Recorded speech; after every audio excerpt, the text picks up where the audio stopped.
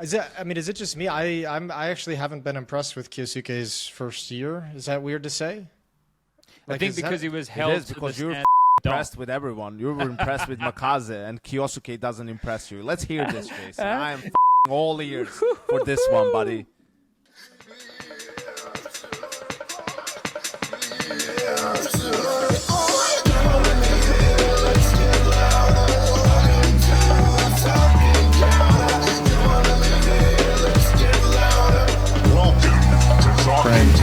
Jason, it's officially over for me. I know you'll never get to that phase in your life, but I am at a phase where now a hangover lasts 2 days. Yeah. It lasts 2 days. Yeah. 1 day it just doesn't cut it anymore. I had to take a fucking Jello Revoice before this podcast. But it still is not great, man. You still got some work to do. No. But what was the occasion? Was it worth the 2-day hangover? It was. Okay. It was my brother and sister. My sister-in-law gave birth. So they got that's a big deal. So they got baby boy, Anna's sister. And it was, I arrived late Sunday night from Stockholm. So then it was like the next day, immediately. Straight into it. Yeah, go into it. So that was a bit hard, but it was fun. It was a great time. It was a lot of fun. We made a big party out of it over here. So it was honestly exactly what I needed, but I am surprised by the extent of the hangover is gone. Just now my voice and my throat is still fucked. I must have How do you think I developed all my preservation tactics, Yanko? It's by experiencing the 2 to 3 day hangover. That's how over time I have come to mold myself to not have to deal with that. I've learned the correct way of doing things.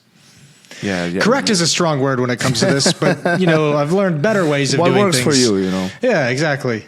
I was drinking a lot of water before bed. Yeah, be cognizant of that. There's only so much. Well, now there's that meme, right, where it's the whatever 30 beers I had at night and 1 glass of water before bed, trying to fight it off. But isn't like the hangover your body detoxing from alcohol withdrawals, or is that different? I think it's withdrawals, although certainly those are concerning with alcohol. Not medical advice, by the way. I would say the hangover, I think, this is going to make us sound so withdrawal, you have to stop drinking. Alcohol is poison, so it is your body dealing with poison. So there is that factor to it. It's incredible dehydration caused by that, depending on what you drink as well, especially if you're doing those mixed drinks and everything. You're going to get a lot of sugar in those. So, it's a lot of sugar in your body as well that's giving you the headache and everything like that. And then obviously it's more than likely also a little bit of needing some greasy, starchy, carb-based foods in your body to absorb some of that booze as well. Because you don't really go out to late night drinking, depending on where you go and what you're doing, probably skipping a meal in there, Yeah. Probably missing some food. It's fair enough, and that's why McDonald's is such a popular spot. But it will surprise the room as someone who is a very small drinker and a small outgoinger. I think that's not a term, but it will work for this. It works. I was on some social form during Chengdu, hanging out with Harry and Hugo and Kinger a bit. Alex came out a couple nights. Didn't really see Rush and J-Raz and stuff too much. There was just an odd occasion there. But I quite liked Chengdu, so I was making an effort to go out and see things and do things. And what'd you do? Chengdu does bring out the best of you. I remember last year. I'll move to China. I'm saying it. I'm on the record. If Perfect World, need me to move there to cast Counter-Strike in English on Douyu for whatever reason, just send me a message. Yeah. I'm there. I'm China pilled. So, Chengdu is great. Really enjoyed it. This time we went out to a couple of different areas that I hadn't been to last time. Still went to Eastern Suburban Memory, which was a good spot from last year. But also went out to Tailuki. What is it called? There's this it's a bougie shopping area, but there's a temple and stuff there and a lot of other things. I saw League of Legends stuff when they were setting up for the World's Finals that was going on in that area. We also went to an area we did content. It was called Yellow Dragon River Ancient Town. It was about 40 minutes to an hour away on a bus. Sounds fucking awesome. It was just going to say that. Yeah. It was awesome. Like we were eating this noodle that was like, it's one noodle. Right, it was like 20 meters long. So this guy, he cooks you up a singular noodle and it's in the bowl. We had lots of nice food. We ate frog, rabbit, eel. Did you say the noodle was 20 meters long? Yeah. What's that in real measurements? That's That's 65. That's 65 feet. That's long as fuck. Long old noodle. Long old noodle. How many people ate that? Was it just one person per noodle? Was this how? Well, this is blowing me away. I need to know the circumference of the noodle. Like in So it started thick, got thin. So like essentially, there was this bowl with the noodles like laid out before they're cooked, and then what happens is the guy grabs it, and as he's stretching it and throwing it into the water. So he's kind of doing all this fancy kind of movements and looping and stuff with it, and then it ends up in the water, and they put it in a strainer and cook it for however many, it's only a couple minutes, and then bang, that's it. And he's doing that nonstop. It's like it was a popular thing within this part of town, which we were the only white tourists, but there's a lot of Chinese tourists in the area that we're in, and it was really cool. Like we bought some rice wine and stuff, and we're out there, having a good time. It was for content, so a bit of recording required, but. Overall, just got to be general tourists. And the reason I bring this up is because we did go out a couple times, and I didn't have hangovers. And I don't normally drink, so I couldn't believe it. I did go on before bed. I had like 2 bottles of water next to bed, and I would smash them. And you're before also I went to maybe sleep. like a beer drinker, right? Like a couple beers, maybe a glass of wine. Oh, we were doing some shots. Did you see the picture of me with my head on fire? Yeah, but I thought that was from. I saw that, and I thought that was from like 7 years ago when you actually did come out and hang out with us. I didn't know that was a recent picture. That was a recent picture. Okay. So we went out to. Well, now I'm kind of getting a little bit of fucking FOMO. Yeah, in this but bitch. sometimes when we go out, there's landmines that I don't want to deal with. There was no landmines at this event. Didn't have to deal with any landmines. There was nothing that was going to blow me up. I was with Harry, Hugo, and Kinga. It's like nothing can go wrong here. Everyone is a relatively safe entity, other than Harry, and away we go. Right? We on the final night, instead of going to the party, we went to a pool hall where they could smoke indoors. We're playing pool. The 4 of us, and they were just looking at us like we definitely stuck out like a sore thumb. Right. We're next to there was these 2 younger women who were there like in their pajamas. They had like rollers in their hair and stuff, playing pool, smoking indoors. It was a pretty gangster experience, to be honest with you. But yeah, the lining. We went on to this speakeasy, and we go in and I'm like, whatever, just. I'm not really a big whiskey guy, Harry, but you pick something. I'll have a shot and I'll have a beer. And then these shots come out, and the guy has told Harry that there's a ceremony with it. So 4 shots come out. I don't know. It's alcohol and more alcohol. And I'm sitting there, and I'm like, Harry, what is this? He's like, I don't know. This guy said it's good. So I'm sitting there, and they bring out a helmet. And they put a helmet on me, and I'm like, what the fuck? Everyone has the same shot, but he's doing me first. I'm like, oh, what the fuck's happening here? Another bartender comes over. He's got a bottle of like cheap whiskey, I don't know, some form of spirits, vodka, tequila, something cheap. And he has a handful of napkins. I'm like, what the fuck is happening here? So next thing, they soak the napkin in the spirits and they whack it on the top of your helmet. And then they light it on fire. So now I have a helmet on my head, this napkin on fire, and then they're meant to get the drink and bash it on your head on the helmet in the fire a couple times, and then you drink it. And that was, yeah. Okay. That was that. That's an experience. Yeah. Was it worth it? That was fun. Yeah. I had a good time. It was good. Great. Yeah. Then that's it. That's my that's all we got done for the next 10 years. So yeah, you hit the quota. Had a good time. Yeah. That was the Chengdu experience. If you ever heard of a flaming Lamborghini? No. Is that Robson's car that he crashed? No, but we had it when I was like in high school or something, and you also light it on fire. It's in a martini glass. Absinthe is in it, and then the bartender pours 2 things. It comes in so you take a straw, you start drinking it as he's pouring the extra 2 shots of, I don't know, one is maybe cream or something. I don't know what it is, but it's like 2 extra little drinks, and it's on fire, and you're supposed to chug it all as he's like pouring that stuff.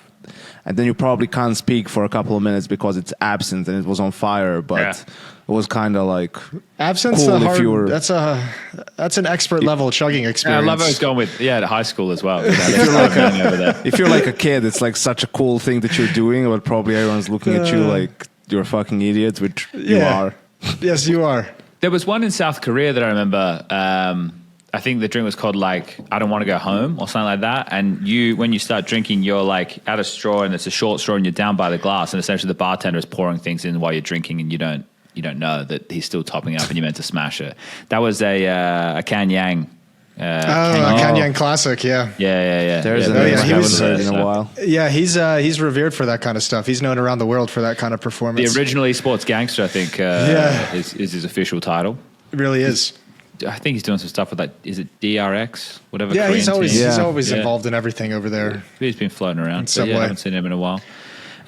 What else happened? I had a 30-hour travel day home yesterday. Oh, how is that? Good?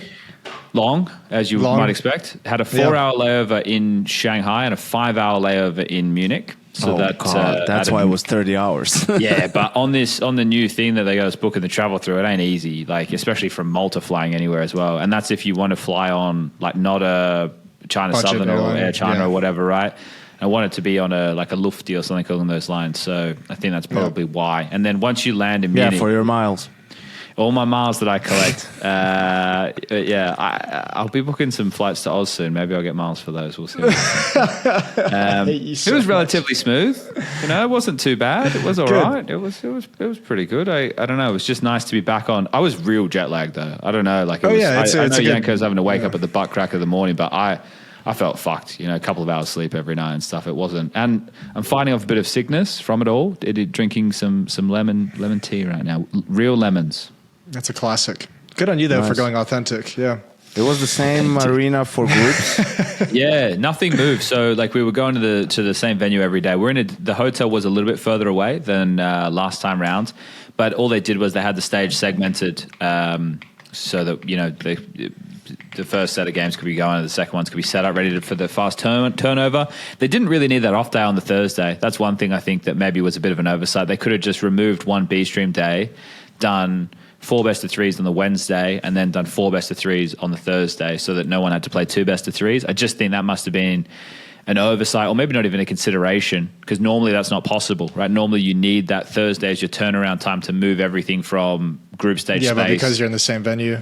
Yeah, that's a fair point. Yeah, so that could have been an adjustment there. And because there was fans the entire time, sure, it wasn't a lot on days 1, 2, and 3. It was still a decent turnout. You know, you could have had another day of people with bums and seats in the arena. And, you know, bit of a... Arena looked pretty packed out as well, especially, I mean, watching some of the bots from the playoffs. Yeah, it was sick. Yeah. Just the way that the venue's built, I don't think... There's two things. One, the Chinese crowd not necessarily the loudest, but also the way the arena's built, I don't think the acoustics in terms of sound bouncing around is going to give you like a big roar, even if they were. It was quite an open space with a sheer ramp up too. So yeah, I saw a lot of stuff with people classic in Europe talking about like time zones and schedule and everything like that. Saw some people complaining on the final day, why is there such a big gap between the third place decider and the final? Turned out the gap wasn't that big, right? Because it did go 3 maps after all. But there's certain things that people need to keep in mind when we go to places like China. We're playing by a different set of rules over there, right? Like if any of the days went past 10 p.m., that's going to cause some real issues with the local government and stuff. So the reason games are scheduled earlier, or there's a bit of a buffer. But it wasn't bad in terms of viewership. I feel like for such an intense time zone. Well, I saw the stats yesterday. I just pulled them up right now. It's 775,000 peak viewers, 240,000 average viewers. Now, obviously, a lot of that's going to get picked up over the weekend and everything. A lot of that's helped out by FURIA, obviously, and Vitality, and just the FURIA fan base being super involved. But I mean, that's pretty fucking good viewership for being like the most inconvenient time for Western audiences to watch. I think it was like you guys are 13 hours ahead in Chengdu than where I am at East Coast State. So your games were starting at like 2 a.m. Yeah, it's like 7 hours ahead compared to Central Europe, which is what Yanko would have been on. When I had a look, it was like, I think it started at 4 for us local. I think the first game actually started maybe at like 11:30 p.m. or 11 p.m. or something like that, my time. Okay, so maybe through the night, not the best for that time. It was 5 a.m., like Sao Paulo time, when the grand final started. That's not bad, though. That's like a fun thing to wake up for. Or not go to bed to from like a Saturday night, right? With the Brazilians, Trace for the group stage games, Trace and Josh had a 1:30 a.m. call shuttle to the studio. That's fucking brutal, man. And me and Jacob were at 6:30. And then they moved it to 6:45 so we could grab breakfast because breakfast opens at 6:30.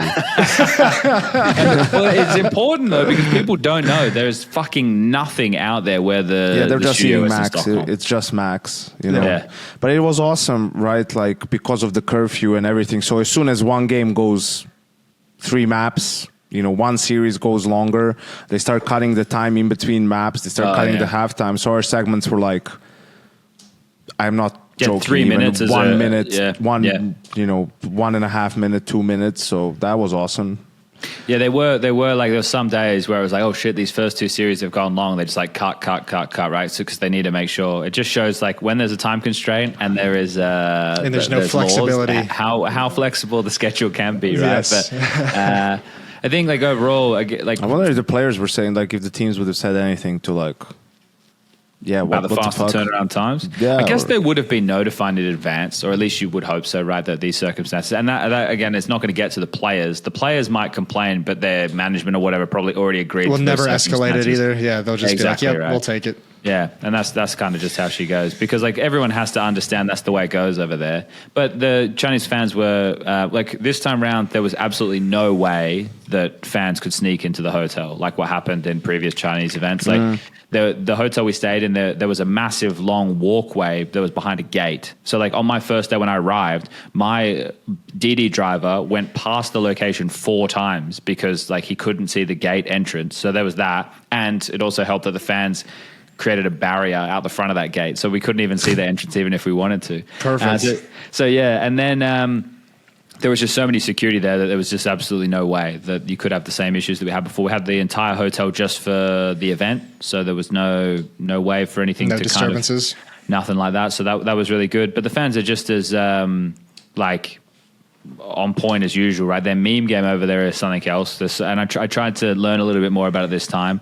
And yeah, the same thing. They all just have these gifts that they're throwing out to all the players. The favorite, Nico and MongolZ and Donk are like the top 3 most popular. I was talking to someone over there to get a bit of an understanding. MongolZ got a big like bouquet of flowers like as soon as he arrived, right? Like at the hotel. I think it happened to a couple of them. You're jealous, Jason? You sound jealous. I am jealous. I want a bouquet of flowers. I'll get you flowers next time I see you. Next thank year. you. Kyousuke got some as well. I don't know if they were real flowers. They were like some form of like a handmade type thing, which is kind of cooler. I don't think they're going to be able to put them in their suitcase by any stretch of the imagination. But yeah, lots of thoughtful things and lots of fans who really enjoy these players, and they have that superstar status over there, which is, something. I think it's more rock star than what we have in the West, and for the players that players are looked up to, but over there they're treated like absolute rock stars, which is kind of cool and unique. Yeah, so see how that kind of all goes. But from my perspective, being there, it was a fun event. Everything was good. Everything seemed to run. Fun overall. Decent storylines. It was a cool event to watch. I mean, I haven't been able to like actually watch most of it live, but I caught some VODs of some of like kind of the big matches that I wanted to see. I mean, I guess we just slide right into the results. I mean, with grand final, another win for FURIA. That's actually a sick performance from FURIA to be at this point. Well, things went so poorly for VP over there. Finn just stepped down. You guys see that? That just happened? Some breaking news? Yeah. All right, we could just derailed already. No, I didn't. It happened within the 10 last seconds. 20 minutes or so. Like VP's already having such a rough time, but Finn's out. Like they just had this Toro and the Bist kid from the academy there along Flip, Fame, and Perfecto, and he's out. And it feels like they didn't even get any time to practice, so he must just be hating the vibe over there. I saw the guy in the gym, and he was still smiling, but I'm surprised he's just fucking out of there like that. I don't know. It's also, I'm reading through it, and it said like the CEO says it came a surprise to everyone at the club. So he just said, I'm out. He just peaced out. He's like, I had enough. Sees how fucked up it is over there. Like they have had such a crazy year of people in and out that fucking door. This is like their, 5th, 6th coach in the last... Yep. They had Passionage, year. they had Zoma, they had fucking, what's his name?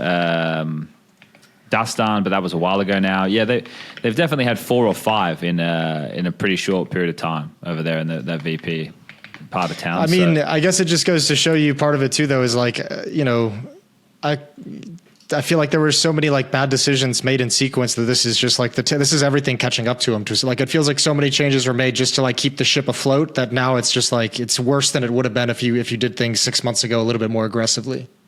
Yeah, it's funny because they don't even know where they like pivot from here, right? No, that's the thing. They did every desperate pivot you could make in an effort to not have to go through rebuilding, and now your only decision is to entirely rebuild. You don't even have an IGL. Yeah, the other thing I want to get into is this Zonic interview that I haven't had a chance to read yet. It's on Spotify. I can listen to it. 10 minutes, 51 seconds. I heard there's some interesting stuff in there, but I just was doing HLTV Confirmed before this, and I had about 45 minutes until we're here, so I'm going to have to jump and dive into some of this stuff once we're done. I'm still getting my head straight. I slept for 12 hours last night. You're so mentally fucked, I imagine. Yeah. I don't know where I'm doing laundry. I'm like, I got to go do the DHL Dispatch recording of the second season next week, so I leave on the 17th, and then from there I go London to Budapest for the 2.5-3 weeks, from there directly to Perth for 3 weeks, back for the award show. And if people haven't looked at the calendar yet, the fucking first 6 months of next year is crazy. It's fucking events. It's out of there. But anyway, maybe not according to Silvio. Oh yeah, I did see that tweet, right? So it's interesting.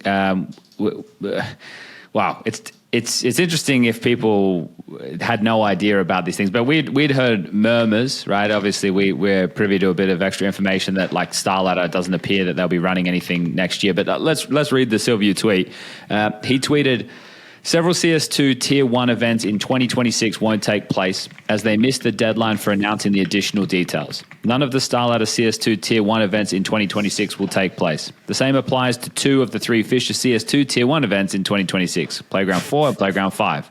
So far, there has been no StarLadder announcement for any Tier 1 event in 2027.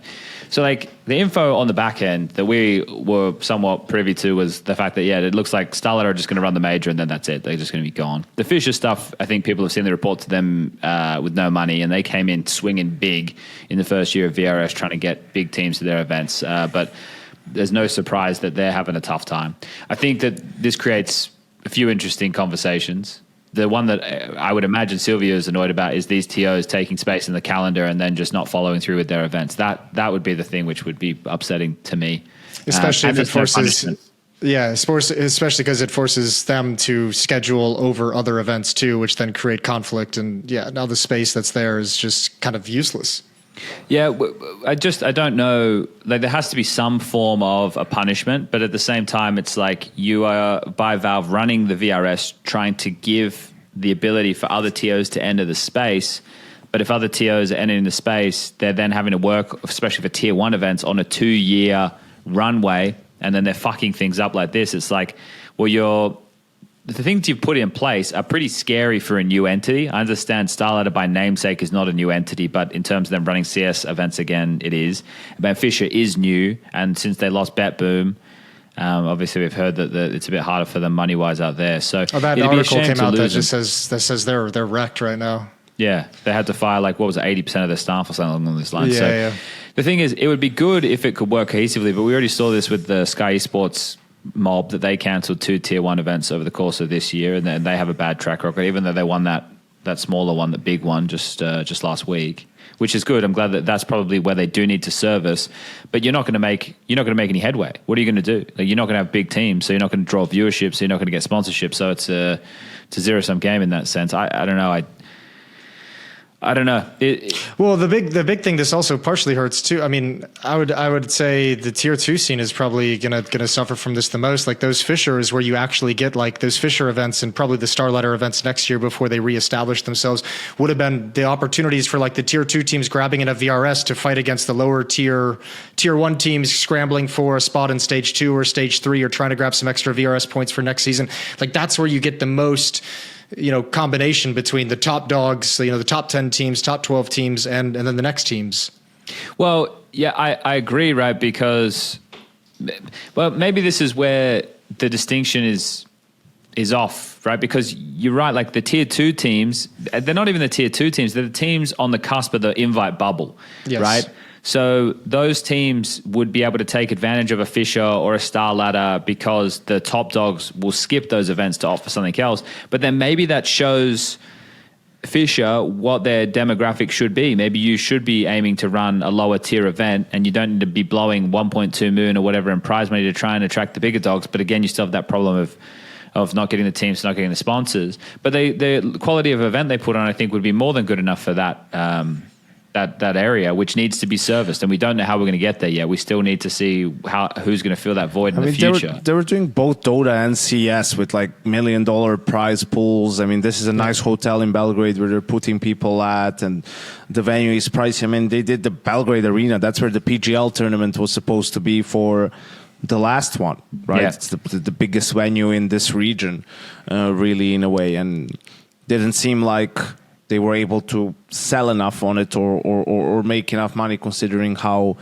big the spend was, right? And then if you read that article and some of the stuff about how dysfunctional things were, it's just unsurprising that they're struggling. And I would expect them to sort of cancel or not for some of these events to not happen. I don't know about the China one because Perfect World might play a big part in that one, and maybe they're footing the bill for a lot of the stuff.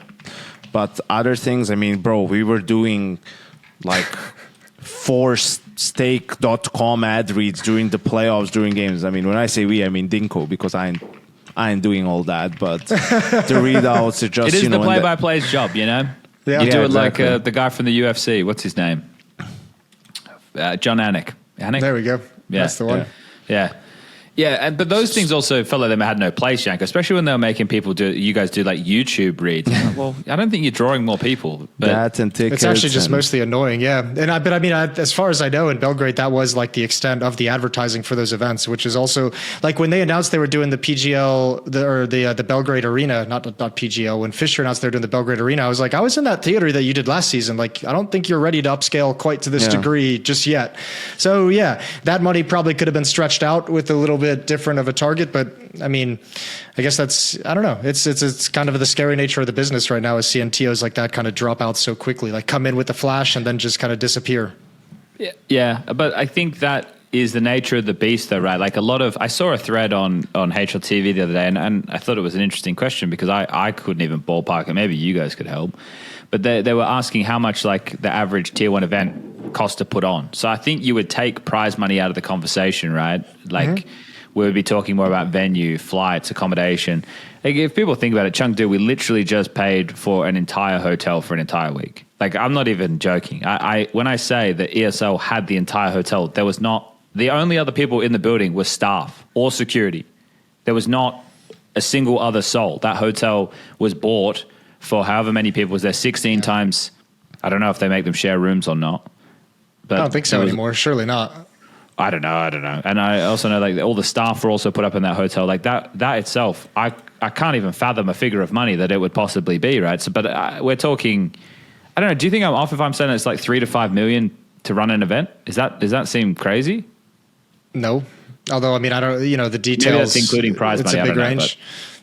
Know, it doesn't seem that crazy to me. I've seen some of like the sheets for smaller events over the years, and I'm even for like events that are like only like 8 teams. I've seen figures in the hundreds of thousands. So it's like just exponential. That add that up exponentially. Add in China, add in all the costs of that, especially depending on the location. A lot of extra hidden costs, I would imagine, to doing business in China. So yeah, you can blow a stack of money real quick. Some of this stuff is stupid though when it comes to travel because you can't book teams out. You don't know if they're going to make playoffs or not, so you have to book them flights last minute, and obviously that's like the most expensive way to do it. A lot of times you're booking one-way tickets too, which is, with some airlines it's actually cheaper to buy a return flight than a one-way flight. So I don't know if they maybe do that to save cost, but in any case it's just the thousands of euros that get spent on that just because it cannot be planned any better or the way it's set up. I don't know what will happen. I mean, we have a lot to talk about in terms of just Counter-Strike and results, but at some point, do the org have to start footing some of the bill? That was always my angle with it. I think it's kind of, it's a lot of money that TOs outlay, and that's part of the arms race or the race to the bottom between all of them in the VRS. It's like, what can you offer? How many can you give? Can you give for manager? Can you give for coach? Can you give for this, right? Oh, how many catering? How many this? How many that? And it's like, mate, like eventually the TO is going to go bankrupt or there needs to be a change, right? And that's obviously like you see the stark contrast between like a lower tier land, like a Draculand, for example, right? That's more of it's still upscaled, but more of a classic land where I imagine all of the frills that are provided to you, like prac rooms, catering, transport to and from airport, all those things are your responsibility, which is back in Boomer Chad's day, how it was, right? Like, you know, those were, you had to, at the early majors, we had to pay for our own hotels out of the prize money, right? Like, you know, those things had to be covered by us. That was just part of the concept. I think that was also part of the logic of extending the prize pool so deep down the team list as well, was to help pay for those things. So even the bottom tier teams from in Australia, from wherever you're coming from, have the ability to actually pay and show up for the event. That was part of the logic there. Yeah. It's a weird time. That's doesn't bode well, but yeah, that's I mean, that's just another situation in this VRS that is kind of the growing pains that hopefully get figured out going into 2026 or at some point in 2026. I think with PGL back, if our three main players are PGL, Blast, and ESL, we're in a pretty good spot. We're in a healthy spot for tier one. Yeah. Yeah. Not everybody can run circuits, right? Not everyone can do, and I think that's also a good thing. Like if you are a newer TO getting into it, like do one or two, which you really are able to pour all of it. Don't like try and grab up a heap of space before you've proven that you can, because right, if you can cut out your niche in the calendar, in your spot, in your event, in your location, then you can become a bit more of a respected tournament, I would say, within the tournament ecosystem. I'm with you.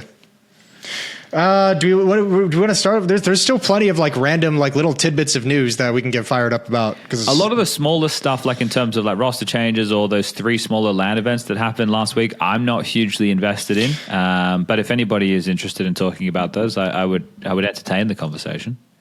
I'm with you. I just saw like the headlines of Eyeballers winning that Red Bull giveaway, NRG beating M80 in the best of 5 to win Fragadelphia. I haven't watched that game yet. I'm planning on watching it before the major, but I don't really have any crazy details on there. The most important result is that one out of the bunch, right? Is the NRG one. Remedy. Yep. Because the other one, like the Red Bull giveaway journey that was done, that's like the headline from there is BC game getting knocked out by Sashi 2-0, right? And because that's simple electronic, people want to keep track of that. Otherwise, whatever. There was also the How one much longer do you want to keep track of that as well? It's just going to start being fucking sad at some point. But that's the thing. The notoriety of the players that will keep it interesting until it isn't a thing anymore, right? Like you just have simple there. People are always going to be somewhat interested in it. His name alone is just going to draw viewership and at least attention, whether it's good or bad, right? I don't think that even really matters. So that's probably good for the event to be able to get those players there. But otherwise, the NRG versus M80 result is the only one that, in my opinion, has any ramifications with the conversation going forward into the major, because those two teams will be there in stage 1 and they might be able to play each other there. And I mean, that's like a little like mini power struggle just out of the region, right? Like M80 is the team you'd kind of place as the kind of the better one coming out of the Americas and more chance of having impact internationally. And NRG's just been slowly kind of creeping and getting better and better within the region. So a cool result for them to see what that can springboard into as well. Both with European players, of course. Both with European players. Story for another day. We can get into the main meat and potato if you want. I need to take a slash because now that I'm old, slash away, if man. I drink too much water, you just have to take a piss. You had that long play, so you're all good. All right, Yanko. I guess I'll start. Let's start with you since you gotta watch it live in action. The FURIA win in Chengdu. That. I'll start just because I just watched it just a second ago, just that last map. Just to say this, that last overpass map, Fallen's performance on it is the funniest fucking thing in the world. Because I swear to God, he had like 9 kills and 7 of them were like map series trophy winning kills. It's the most mental thing I've seen. Yeah, definitely. The one on B in the reset round, I think that was the biggest one on the CT side, where he really stepped up and Vitality couldn't win consecutive rounds. But yeah, I had him. I wasn't sure who I was going to have winning until I saw the veto. And then I did go with FURIA. I said that FURIA was going to win because I think Vitality definitely got arrogant in the veto by letting Ancient go through. And they even sort of, didn't directly say it, but they were talking about in interviews and whatnot when asked. Yeah, they just came out and vetoed our best map at the moment, Nuke. So we were going to, veto their best map too. We weren't going to let them get away with something like that. And it's like, I mean, you don't have to do that. Like they were in a position where they sort of have to do that to have a chance in a best of 5. You don't have to do that. Right, like you don't have to get to your train. I know they obviously felt like they did. That's why they removed it, and they're saying our T side on train and overpass isn't that good. Yeah, but if they're gonna pick those maps, you get to start them on CT side, right? And it's a grand final, and you've been here 9 times just this year, right? And they haven't been in a final like this ever, as a team, and some of these players too, right? So the pressure is on them to do it on those maps. I think they botched it in that sense. Props to FURIA for picking it as the first map, not as the third map, like immediately going into it. And here's the thing, people will say, and they did say this, Vitality, yeah, but it was like a 13-11 game. We had a lead. We couldn't close it out.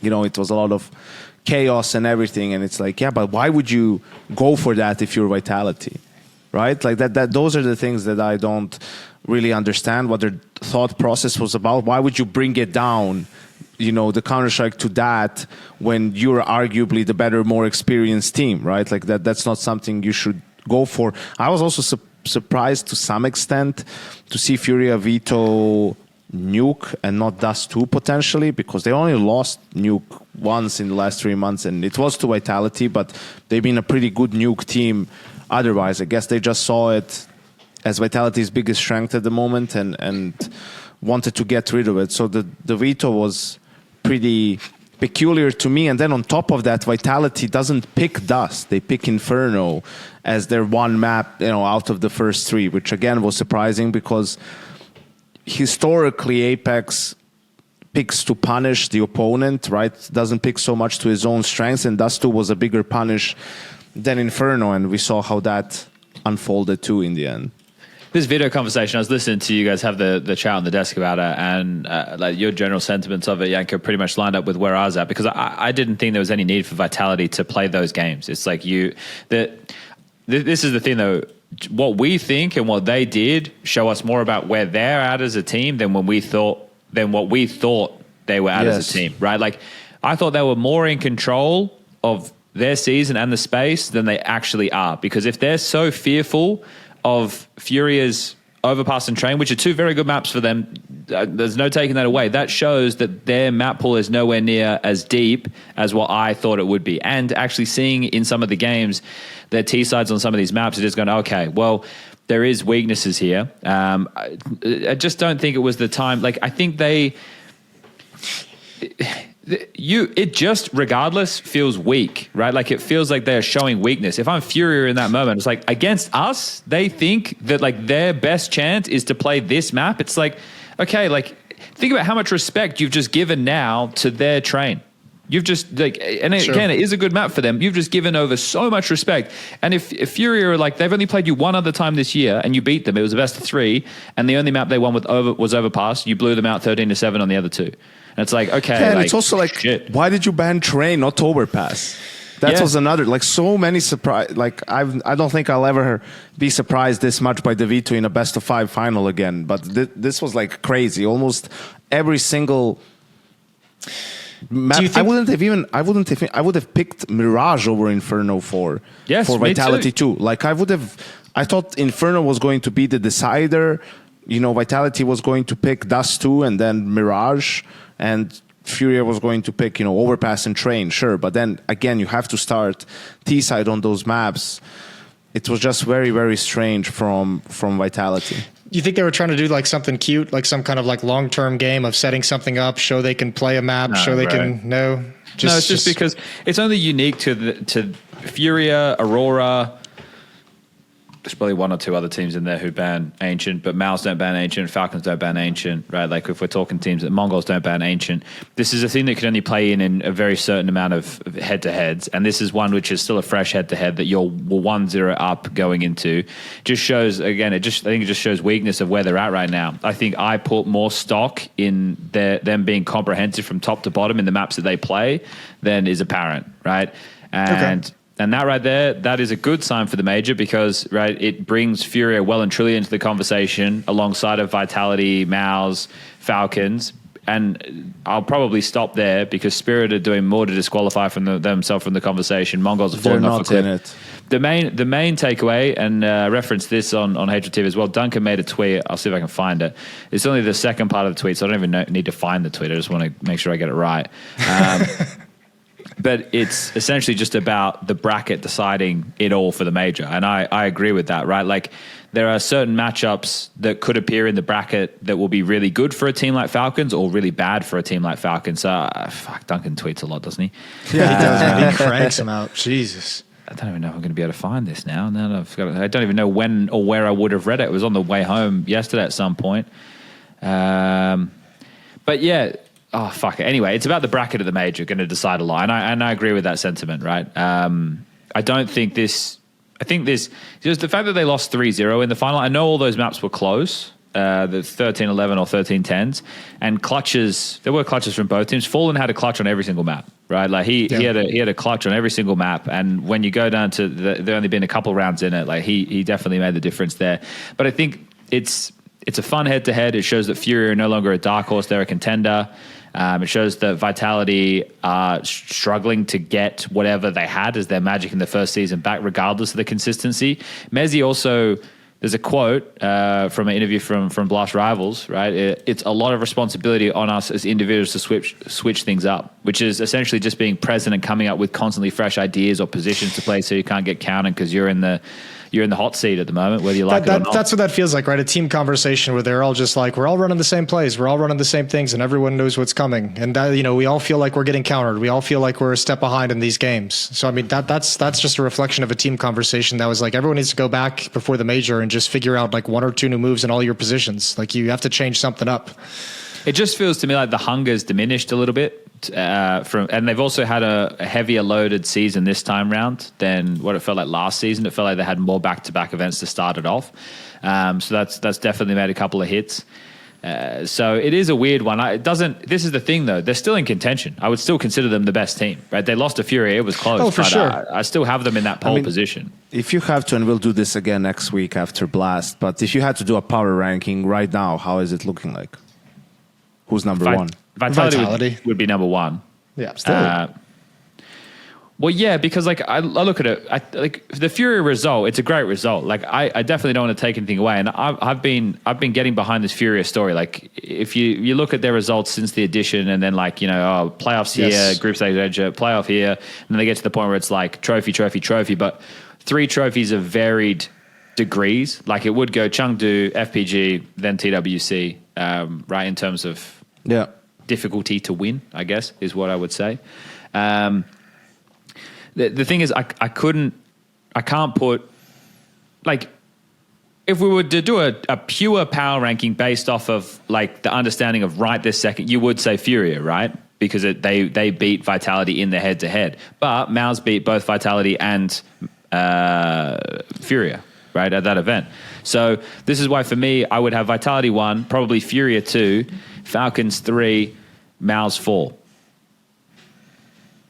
That's what I do. I would have Vitality as number 1 still. Would be better if we were doing this tomorrow because they're playing tomorrow again, Vitality, albeit in a group stage game, but whatever. Yeah, I think it's interesting. I don't know. I'm leaning towards FURIA in the straight up power ranking, and I agree with a lot of the stuff that you said, Chad, about Vitality, where it's just, they're showing weakness with some of these moves, and a lot of the games have just been sloppy. I'm sure they're still coming out on top and winning most of them, but it's just been labored. It hasn't been as good level of a CS that we saw in the first half of the year, right? And I think, it was surprising to see on Inferno in the grand final, like Rops have a really bad game, that usually he really steps up whenever they need him, and is sort of the rock of that team. And I don't know, just to end on the whole Vito situation, I mean, even when you hear them in interviews talk about it, it's like they're trying to sell that they've been practicing it and then they have things on the map. It's like, I'm not really buying that. I'm not saying they never entered Ancient as this lineup, but you just look at the fact that Apex has 0 maps, competitive maps played on the map in his career. Apex has never played Ancient, an official game in his career. Zywo has played 2 with his agency on some show match, some yeah, land, they don't right? count. You know, like sure, maybe he pugs it here and there. I don't know, has a couple of dozen maps or whatever, but you can't tell me that. And you look over at FURIA, they've actually all played Ancient individually in previous teams, and the guy who likes it the least is Fallen, and I guess that's why they have it as the permaban. But you can see how they are. You know, they're versed on the map. K-Strat used to be a great Ancient player. Kinder loves Ancient. MongolZ apparently also likes it. I just read it in the Sid interview, right? So that it just felt like such a, I don't know. Well, especially for an IGL, like I didn't even realize Apex had never played the map until that grand final. That's crazy, especially for an IGL having to feel the way a map you can call on a map and the timings of things and what timings you need to hit and what timings you need to shift around. That's got to be fucking crazy. Yeah, but it's also not like they were playing the map against another good Ancient team, right? This is the thing, right? This is a moment. This is one of the most interesting vetoes in a long time, right? I guess since Spirit on Vertigo, right? This would be the most interesting veto, like the whole Spirit Vertigo saga back in the day. That was another good one. Yeah. FaZe also. FaZe? Spirit? Yeah, it was Spirit FaZe that surprised him with that Spirit, big. Yeah. I think that these happen so infrequently, right? Yes. But they're worth the conversation. Now, the angle that Yanko is coming with is, you know, they practiced it. Maybe they did, but I'll tell you this much: if they did, it didn't show for either team because no one could land a fucking elbow smoke or no one could land a red smoke. So it's like, so if you practiced it was pretty shit practice, right? Like nobody should be proud of what they should. But they're not hitting red smokes, bro. It's like this shows you that they don't play the map because, right, like. I haven't played. I've been on the road for a bit and I haven't played in a while. I could jump into a server right now and do all the Ancient instas from spawn for both CT to elbow and T for red because I play Ancient. I could run through and I wouldn't have any issues. I'd hit it all, right? I would hit it all first time. Whereas like we're playing the grand final first map, and I love the fact that it was sloppy because it made it really clutch heavy. And I didn't have to worry about like, oh, this guy plays this position or anything. I didn't have to worry about that. Just clashing in the server, see what happens, madness. It was fun from that angle. I guess the reason there's so much convo about the veto is because just returning to it, already touched on it, is just the fact that Vitality felt like they're in more of a secure position than they've showed the Counter-Strike world. Here's also something that, you know, a different way to look at it. If you ever were going to, if you wanted to pull something like that off, that was the moment, you know? Like sure. You do it at Chengdu, you don't wait for the major to do it then, right? Like you pull it off at the... You know, I know it's still a grand final and it's not ideal that you still want to win it. But you're not going to hinge your whole major on it. Yeah, and it's still one map in a best of 5, right? Like, so I can understand. If it was second map and it was Furious. With a lot of what we're saying, we're looking at it from the angle of you're really trying to win that game. Which I'm not saying that wasn't their perspective, but maybe they were looking at a slightly bigger picture and also thinking, listen, with how our overpass and train have been, if we can pull this off at this time, maybe we can get away with it next time or against someone else or whatnot. I'm not sure, right? But isn't that more concerning though, right? If they're train and overpass as the team that we most would probably still consider the best is weak, that they don't feel confident in it in those situations, even though they get to start CT side? It is. Like it absolutely is. And what have I been saying on this podcast for, you know, multiple weeks now? I said, come major time, overpass is going to be the most important map for... I've never heard you say that. He has. He has. Screw you, Jason. You asshole.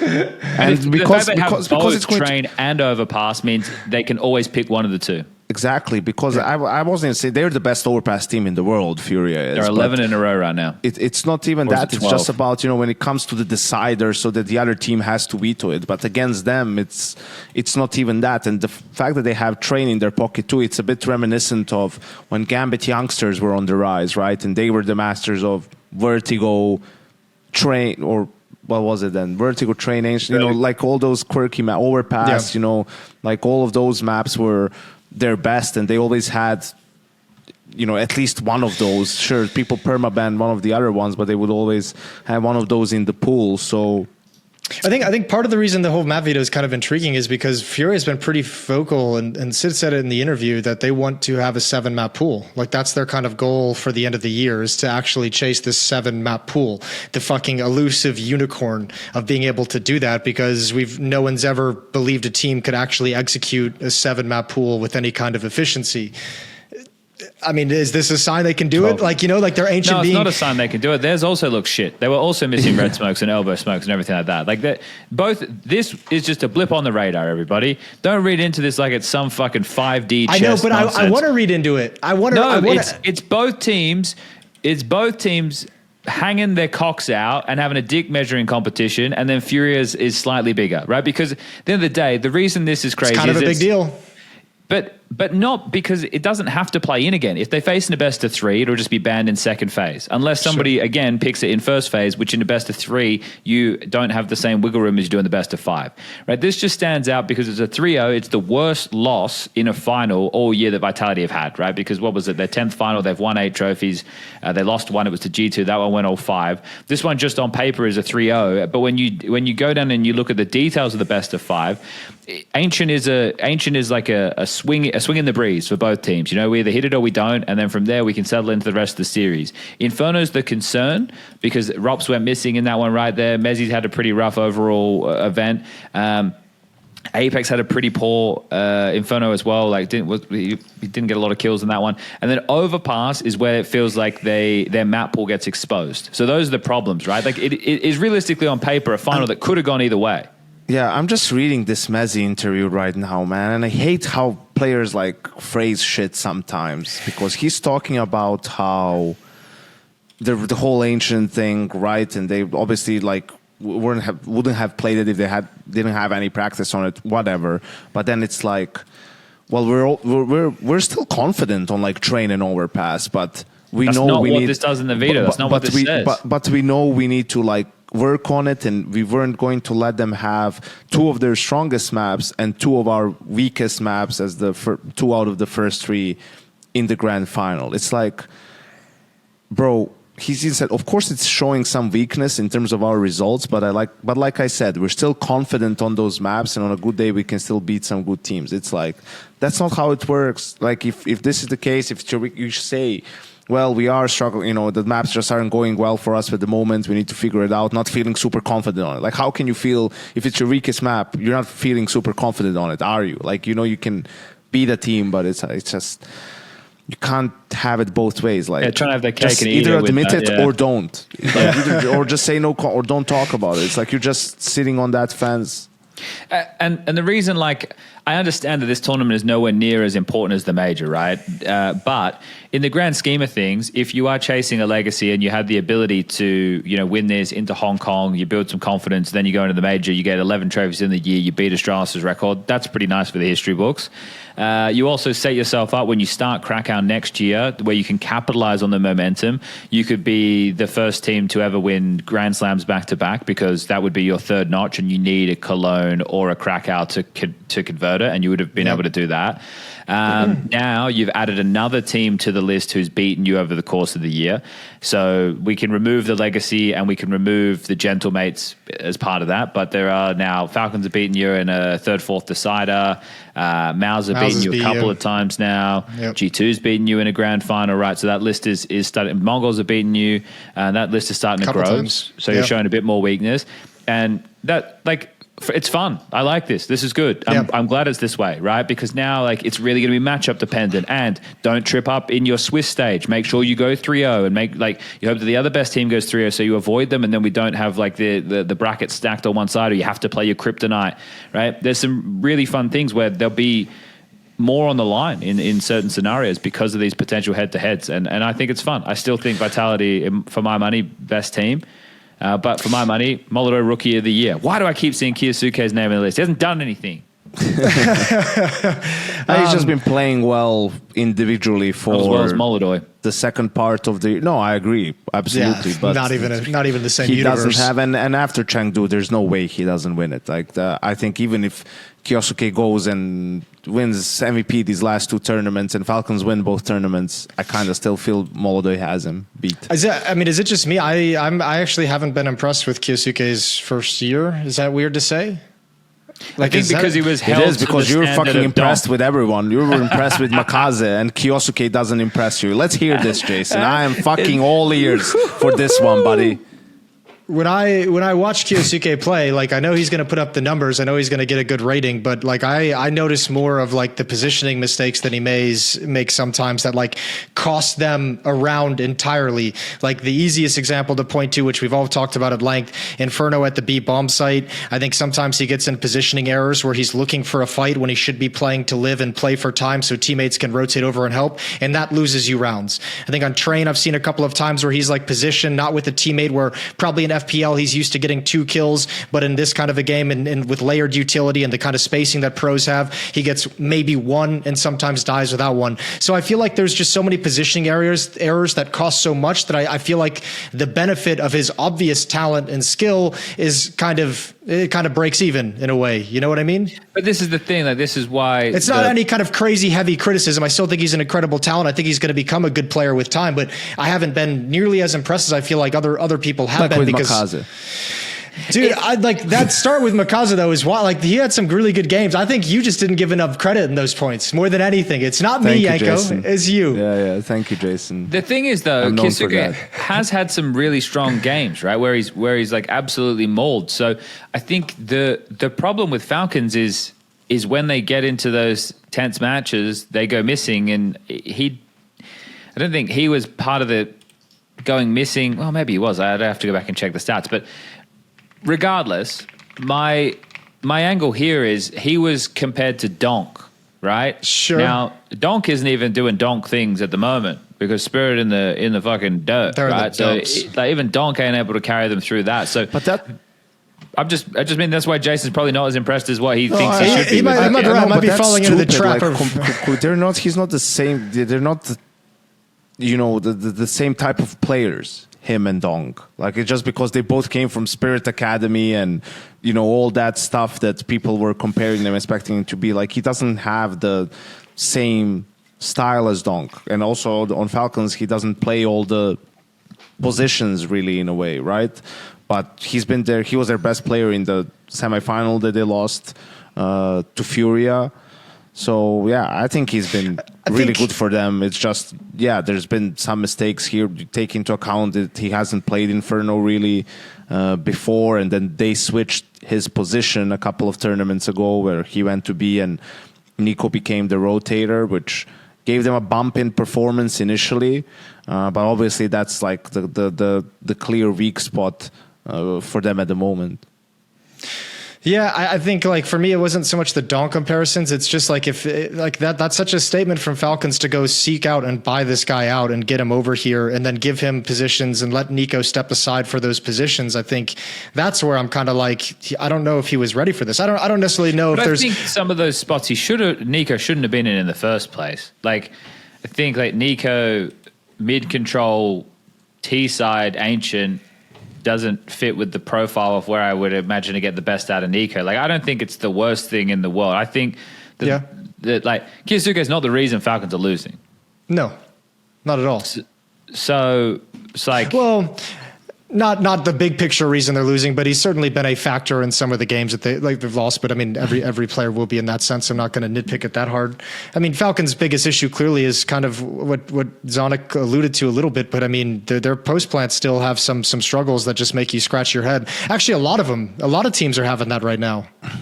What was the MongolZ post plant that they just lost like a 5-on-2 to Vitality? Was that MongolZ? Tyloo. Yeah, well, that's Tyloo, isn't it? Well, talk about Vitality #1. They almost lost to fucking Tyloo. The bigger issue is they got blown out on Nuke. Yeah. That was wild. So after blowing them out on overpass, so. You can just tell things aren't functioning. Like, you would have heard the same listen in as we did, Yanko, with all the Vitality comms, which was just Apex saying we're not listening to each other, we're not connected. Like, that was a constant theme throughout all the games. They couldn't win a single round on T side Nuke after Pistol. Like, they were 3-0 and then 9-3. Just to really like make sure that these woes aren't seeming like we're just throwing shade at Vitality. because again, I'm saying good things, but I also did point out like they lost opening map of the tournament in Chengdu to fucking VP, which is Pro. Overpass, right? And then Nexus even said they should have lost 2-0. And then, right, they lost to Mouse, and that was a great series. Oh, it wasn't a great series. They got blown out on Train. They then blew them out on Nuke, and then Inferno was fun. So there was a level of intensity there. Then the lower bracket, they beat up on Lin Vision, which is what they had to do. But then they get a free swing at G2 because G2 didn't have Saw there. Didn't have Hunter there. Saw had to stand in. So the lower bracket run was made a little bit easier for them there. And then in the playoffs, they play Mouse again, right? And that one, right? Wait, they played Astralis, bro. They lost a map to Astralis. Yep. They lost a map to, like, this is just showing you, like, things are really not in the dominant position for them. And then against Mouse again, that was another fun series. And then the final, they don't win a map. So, yeah, they're definitely not the same team they were. That aura around them is diminished. That light has diminished a little bit. Should we glaze? Did we do FURIA glazing? Have we glazed FURIA yet? We talked about FURIA in the final versus Vitality. We didn't specifically do any heavy glazing of FURIA. We should You can begin the glaze. I'm down We should for do it. some heavy Glaze glaze. Yeah, Just some heavy lay glaze. it on thick. Commence the glaze. The one point that I think is kind of probably the most important to the synergy of this team being a thing is everybody on that roster has the same level of hunger for one reason or another, but it still all points in the same direction. Like Yakinda looking for vindication from the poor form on Liquid on the way out the door. MongolZ is a rookie and he's a good player. He just wants to play, win, and be the best he can possibly be. Yuri and Kyousuke has hung around in FURIA hoping that success would come. They're franchise players, and now the success is there, and they stayed where they were, so they probably, are loving it from that perspective. But they've been playing... Yuri has been a part of that roster since late 2017. Well, they signed, like, they were part of the team that signed those, like, 5-year contracts, like, right before COVID hit, wasn't it? Yeah, but regardless, like, this is the only team that Kyousuke has listed on HLTV, and he joined in early 2018. They have been there for that long, and their successes have been so limited, and they lived through, like, when they were initially popping off and they were, like, having some decent results because of the gimmicky stuff with art. But Kyousuke has been a class player this entire time. So the fact that it's taken him this long to get any level of a success like this is fucking nuts. And 3 of the trophies in the very limited cabinet have come in the last couple of months. And then you have Fallen, who doesn't want to go out like a bot, right? He wants to go out with something next to his name on the way out the door. One last push. Yeah, right? one last trophy. That's where he is right now. He has that with him right now. Like, this team is primed. They're in a great spot. Everything's functioning. There's good ideas. He's a great conduit, man. Like, Yakinda is going to do a lot of talking in mid-rounds. The fact that Fallen is able to bring all these pieces together, allow the pieces to flourish in the way they need to, but still be the leader, right? That is the quality right there. He's not... Fallen doesn't strike me as a hardline guy. He's happy to take in all the ideas and stuff, but the fact that he's able to, like, he's like a traffic warden. He's got the flow of the traffic going, but if someone needs to stop, he can stop him. His thing when I was working with him on Liquid was he'll tell you to, like, take a part of the map. He doesn't give a fuck, like, how you do it. So you kind of need that second general as part of that pack to kind of direct the 2 or 3 people taking that. You know what I mean? Like, Fallen's going to say, give me this, but doesn't care what you do. So then Yakinder's able to step in and be the one to organize the utility. Fallen's able to kind of chill and do his own thing. So that synchronization has worked out really well. I think too, like, I don't know, I put the tweet out, this is like a redemption tour for the players on that lineup, and it's kind of like it's kind of crazy to think about how many ifs there were created by this roster change back in, when was this? Was this April? Yeah, like when that actually happened, like, it's like, okay, if Fallen can be effective as an anchor on the rifles, if MongolZ is actually the real deal, if Yakinda can pick up his individual level, get some of his swagger back, if Kyousuke can find his game. Yeah, he didn't even come in as a full-time player until some of the 2 early runs they had. So, like, there were so many ifs that had to go right, and I feels like every single roll of the dice came up perfect for FURIA in this, and now everyone's delivering for you. Yeah, and I tweeted, that I was really happy for Fallen to lift a trophy this big again, because, I mean, there was in teams before, people who just thought they knew better, and you said it, like, he is a guy that will take in ideas and everything. And I said it before on this podcast, like, he had a flaw. It was that he was, maybe too nice sometimes and too accommodating. Too accommodating, instead of just telling people, well, listen, we're just doing it this way. I just want you to do it this way. We're not trying that way. We're not trying to do, like, we're doing it this way because that's the philosophy of his about Counter-Strike, right? And now he has a team with players who trust him, who believe in him, that he can just call the way he wants to, obviously. And he needed this throughout his career. I mean, everyone does in a way, but to have like that secondary caller in Yekindar and a guy who can control the CT side. Sida was also talking about that in his interview. Like, he's really helped them a lot with the CT sides. Yekindar, where it just makes things easier for Fallen, right? And can just focus on what his job description is. And it's cool to see that with the right pieces and good players, his way of playing the game, it still works. I'll say this too, though. Like, I think this team has obviously come together with some of these intangibles in a way. And even Fallen said in an interview that you could have never predicted that it was going to work out, that everyone just works together this well. Like, it just kind of fell into place. But none of that would have mattered if Molodoi wasn't this fucking good. Sure. Just the fact that you're able to pick up like the most impactful like rookie. I mean, obviously since Donk, which is not that long ago, but like someone of this caliber just comes into your team, and that's going to make everything so much easier to make work. So all that stuff is great. All that stuff is good. None of it matters if Molodoi isn't putting up these numbers and having this level of impact. I don't know, something I've noticed too, for someone so quick and flicky and whatnot, his accuracy is like super high. Yeah. He doesn't miss many op shots, right? Which I know maybe sounds a bit weird to say out loud. There's a lot of oppers that miss lots of op shots. There's a lot of oppers out there that miss. They take a lot, but they miss a huge amount too. And then to top it all off, like, you have two such aggressive players playing well in terms of creating space and whatnot, and that just allows Serato and Yuri to, live in their natural habitat, just lurking and just being able to, close out rounds. Yuri was someone I was giving criticism a couple of years back when he was playing, outside on Nuke and some of these other positions where he really felt like he was struggling and was a liability for FURIA at that point. But, with this team in these roles, taking up the anchor roles, I mean, he's been absolutely lights out. I mean, Pit on Inferno, he's been one of the best players in that spot lately, right? And just being able to find so much impact, switching it up with playing more towards the side sometimes, double side, double pit, all these different things where your opponents can't, know for sure where you're going to be and have to just flip a coin sometimes. Yeah. Yeah, they've been a fun watch. They play fun CS as well, right? Obviously, they have the individuals who can pop off. But one thing that I notice is they don't feel the need to always be moving on the CT side. Like, if they're lacking information, they're happy just to hold their bomb sites, right? In like 3v3s or 4v3 type situations and go for the multis and show that they can do that, which I think is important, especially in the modern game when everyone's got ants in their pants and they're constantly re-aggressing, playing for info and stuff, and they're able to not have to lean into that all the time, which is great.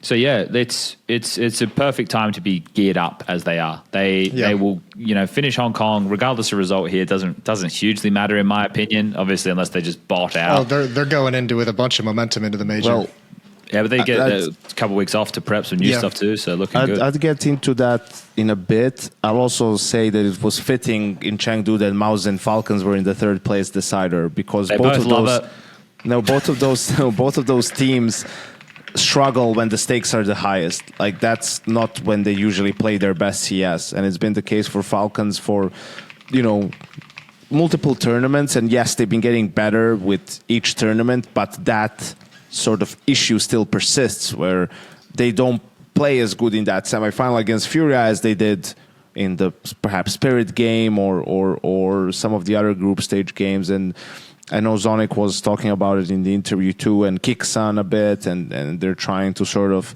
figure it out and pinpoint what the issues are. And it's still early days to some extent for them, but yeah, I don't think that game meant much for either of those teams. I don't think the fact that Falcons beat them means anything in the grand scheme of things. Oh, no, those third place deciders. I hate them. I think they're useless.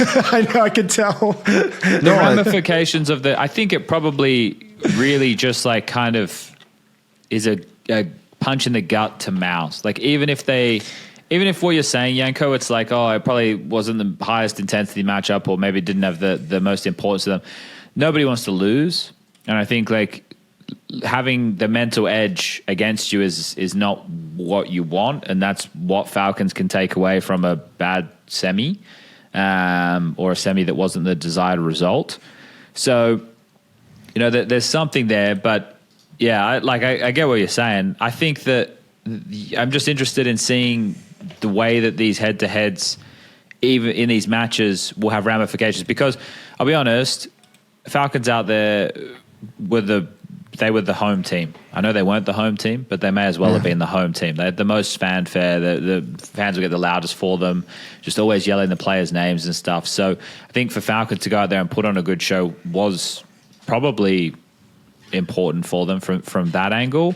But yeah, from the actual Counter-Strike, it's one of those things that is hard to be able to pass correctly and understand how that factors in, especially teams who are so safe in the VRS, right? The extra points from a win there, they don't mean anything for you. You're already capped out on your land wins and stuff, right? So it means fuck all. I think it's also, man, it's becoming like egregious, the hate that Falcons are getting, and the amount of nitpicking that's happening to like people on that roster. I mean, people are fucking calling out Zonic for tweeting about if someone can help him get a Labubu for his kids. It's just like, the modern game, though. It's the modern game, Yanko. Yeah. We've reached such a nonsensical point with, like, I was thinking about this when I was traveling home. I used to be involved in like Twitter conversations, or like where I'd put like you would make a tweet and then I'd reply to your tweet with how I felt, and then Jason would reply to that tweet. Yeah. We used to do that once upon a time. We don't do that anymore. It used to be fun. Even the tweet I made about like Grops' interview, and he's replying to me, and I didn't even bother to reply to him. It's like, yeah, he did. The question was setups, not positions, and he said we're figuring out now what the setups are. Okay, so you're nitpicking that I said you're deciding which spots you're going to play. Great, you know that, but you don't know the setups. It's like, are we now supposed to go into a back and forth about, like the point of the tweet was you're making it sound like you're practiced on Ancient. You're not. Like, it's obvious you're not. It was obvious from the game you're not. Like, it's fine. We don't need to pretend about it. But also the round that the Falcons lose on Mirage, and people pretend like it was a 4v2 that they lost. Yeah. Dude, that was a 3v2 that they lost, where just the guy on the lurk, m0NESY didn't get the trade kill, and that was it. Like, that wasn't the banana 5v3 round or some of the other situations. Like, no, people are taking it like out of context, going out of their way to hate on the team and hate on the players. Yeah, but you know why that is. Yeah. That doesn't make it right, though.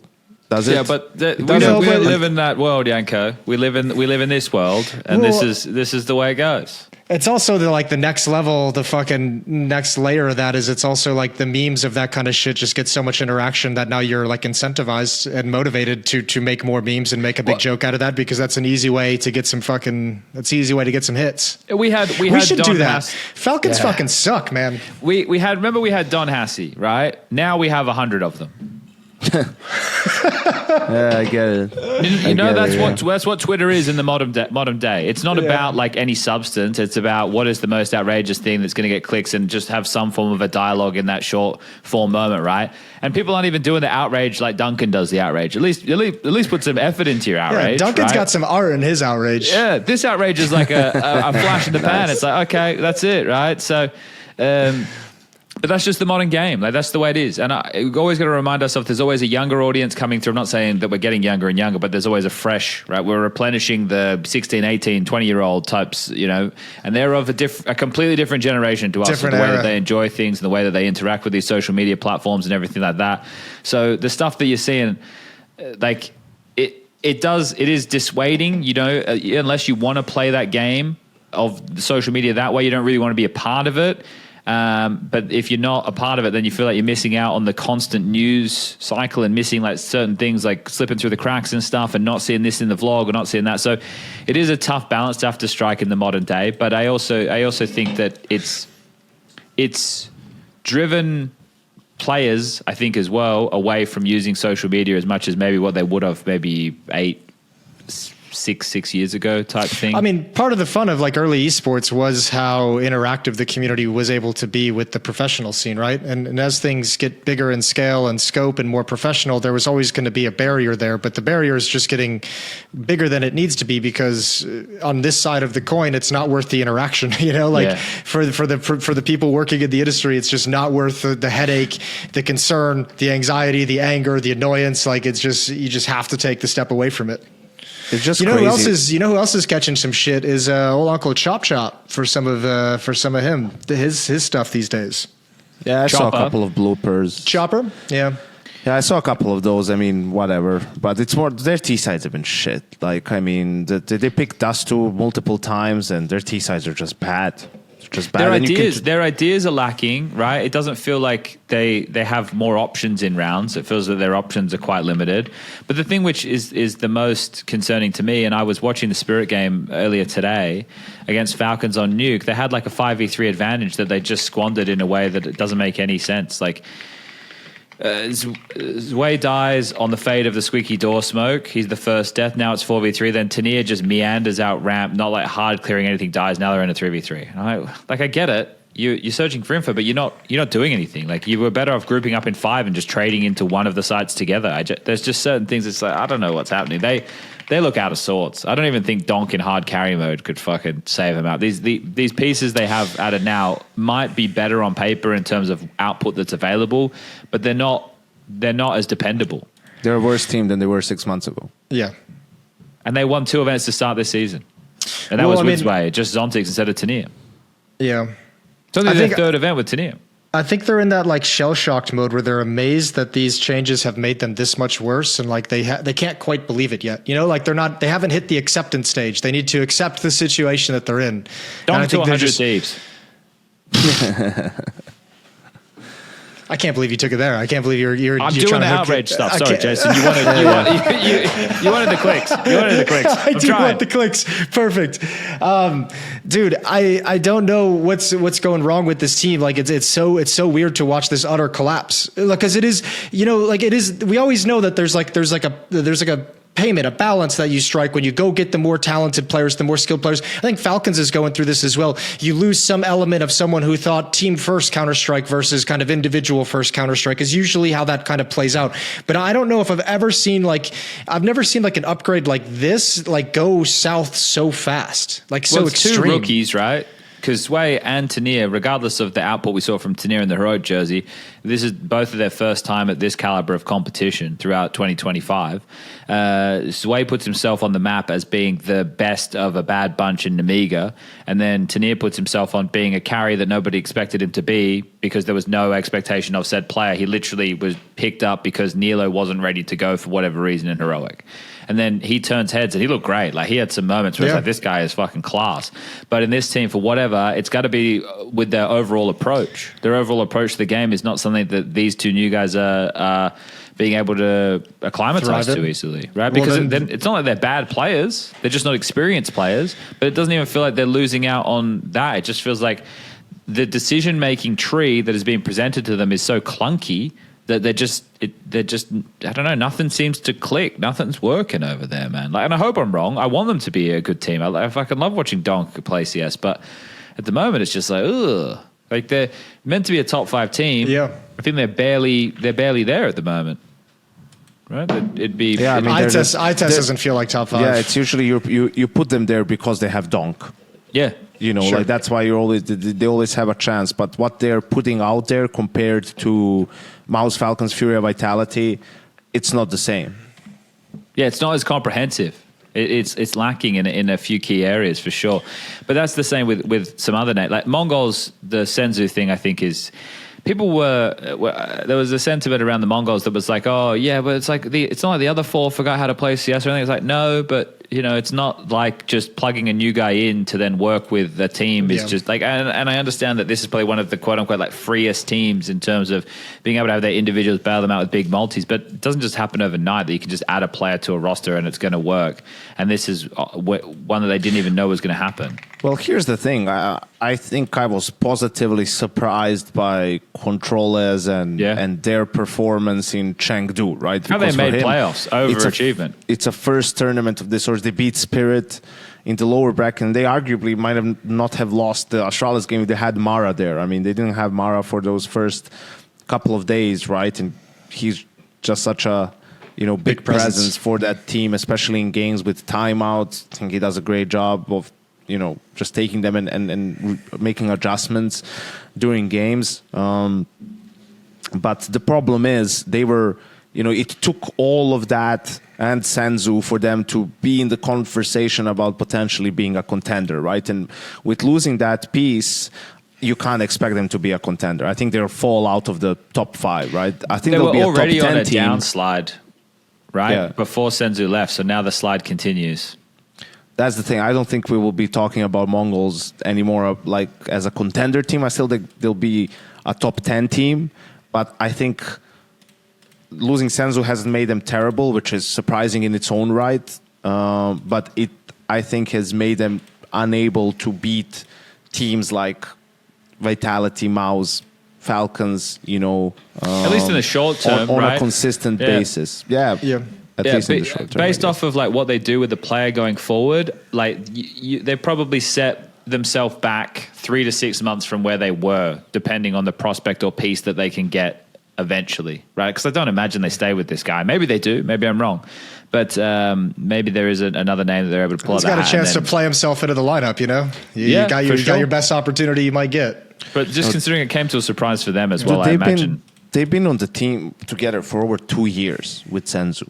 Yeah. Like they were the only team that's been together for that long. And that was their strength. That's what made them so good, is that like, okay, they were so familiar with each other and the reactions were so quick, all of that stuff. Like even those 4 players are still there. It's not the same.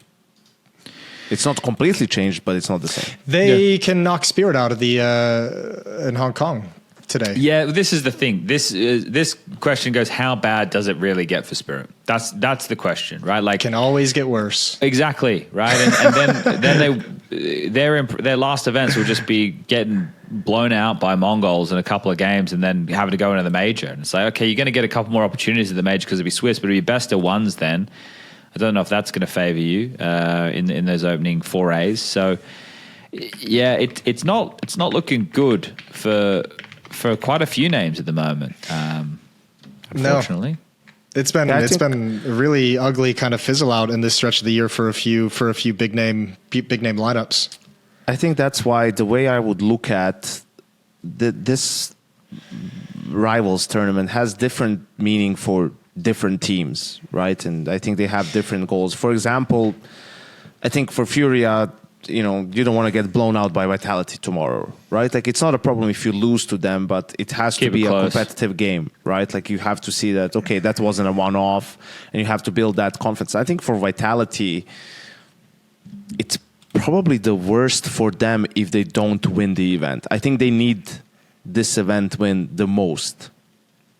It's worse if they lose to someone not named FURIA. True, which is possible, but I guess the only other Falcons should be Falcons, right? Like that and that would actually be worse.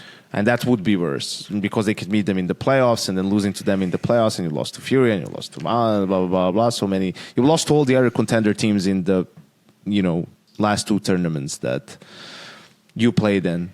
So that would be really problematic for Falcons. I think that'd be awesome. I think Falcons for the major from that storyline. Yeah, for the major, it'd be awesome. It'd suck for Vitality in the moment, but it'd be great. I think Falcons beat Passion UA without problem, really. And then no overpass in that one. They probably go to train, maybe. Yeah, and then even if they lose to FURIA or Vitality again, it's whatever. They could. We could gain the most for the major if they end up winning this tournament. And let's say they beat, I don't know, FURIA and Vitality both, one in the semifinal, the other in the grand final, if that's even possible with this stupid ass bracket. I don't know. But That's what I think the team that needs a good result here the most is actually Vitality, because of what you said, Chad, at the beginning, and their confidence is shaken and they're just looking a little bit out of sorts, and obviously some type of a failure here would just exacerbate that, and there's only a couple of weeks for them before they have to go to the major.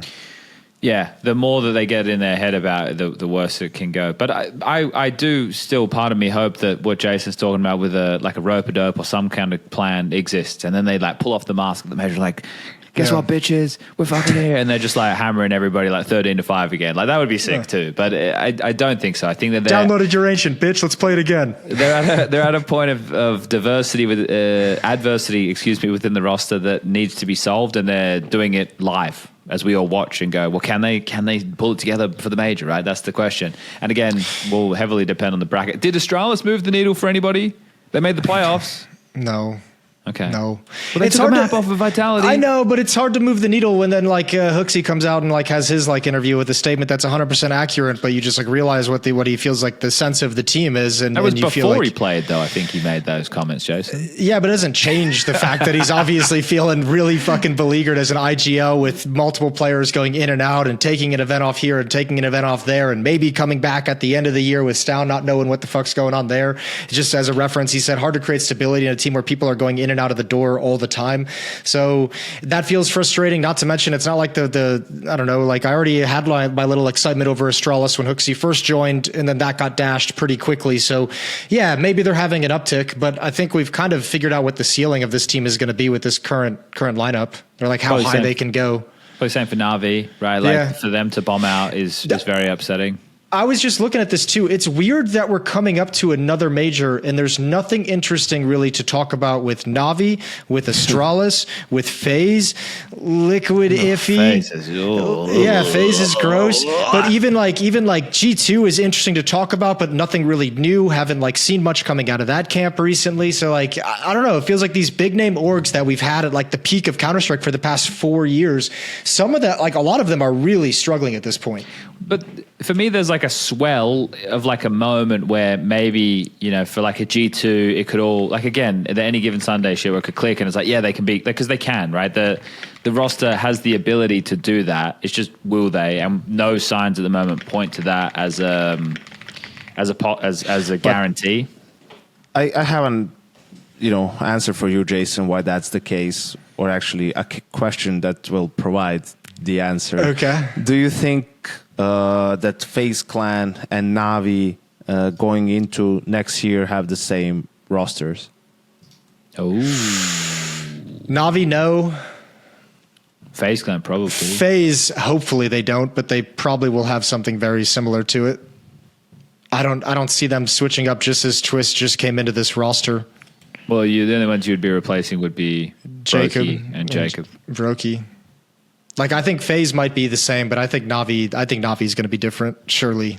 With everything that's happened in that org for the year. Blade said the major will be their exam. Yep, let's see how that goes. I'm not. It does have my boy Makaza Yanko, though. He's pretty sick. Yeah, he's lights out. He's been impressive, Jason. I'd imagine he'd stay. He's not the. Here's what I reckon happens: if Falcons bomb out of the major, Nico in-game leads, Kixon's out, Bits in for Tessus. Ooh, that'd be kind of cool. No way. Bits in for Kixon. Yeah, I don't see that happening. I don't think Falcons make a change going into, definitely not Nico IGLing. I don't think they make a change. Fucking do it, after Nico, this. Fucking bitch. I know he should do it. I mean, I have the same thing. I'm already reading his interviews. This is how it begins. He's on the path. Tell him to walk down the path faster. He's already saying, I'm going passive. I'm giving up things to the other guys. No room for 3-star players in this team. So I'm taking the hits of the young guys. You're already on the fucking road to IGL. Speed up the process. I think it's also because it's the Falcons, and that they can get pretty much anyone to fill that spot, right? So it's not you would switch to IGL, but then they would get a budget player to fill his position, and then you don't want that because he can't do the same job as you can. No, we can actually get one of the best players in the world at that role, and you can do this other thing. But I don't want to. That's not happening. I don't think going into next year, Jason. I wanted to, believe me. I think that's when he'll win most. I know you trophies. said that a number of times. I'm with you. But, he still wants to do it this way where he contributes more as a player. That's fine.